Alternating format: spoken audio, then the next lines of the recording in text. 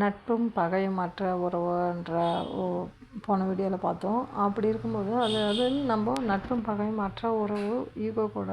ஆனால் நம்ம நட்புணர்வோடு பழகிறது ஆன்மா கூடன்ற ஒரு உறவில் அடுத்தவங்க கூட நம்ம கனெக்ட் ஆகும்போது நம்ம அவங்களுக்கு என்ன கொடுக்குறோம், அவங்கக்கிட்ட இருந்து என்ன பரப்புகிறோம், நம்ம என்ன வாங்கிக்கிறோன்னும் போது அங்கே அன்பும் அமைதியும் தான் இருக்குது. அன்பும் கருணை அமைதி இந்த விஷயங்கள் தான் அங்கே பரிமாற்றப்படுது.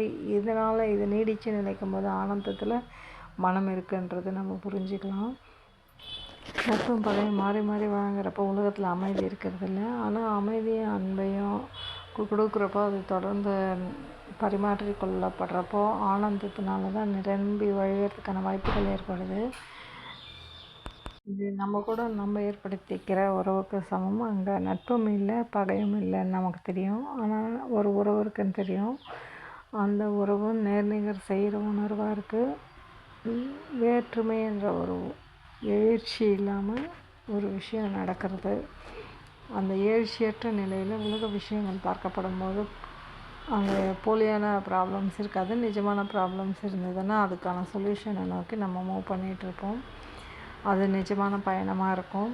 அது ஒரு வெற்றியான பயணமாக இருக்கும்ன்றதை நம்ம புரிஞ்சுக்கலாம். அப்போது சக்ஸஸ்ன்றது பணியின் நிறைவில் இருக்காது.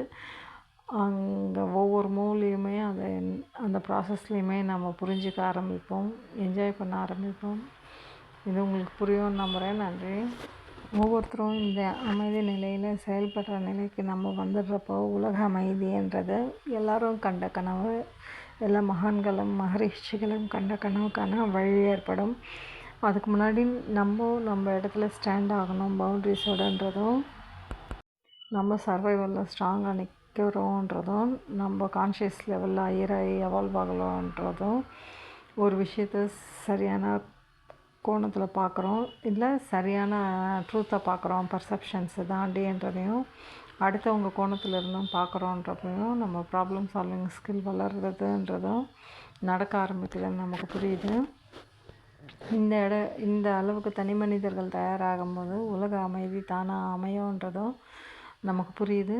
நம்ம பிளானட்டோட ஃபுல் அமைதியும் உயர்வடையோன்றது நமக்கு புரிய ஆரம்பிக்கும். இது உங்களுக்கு புரியும்னு நம்புகிறேன். நன்றி.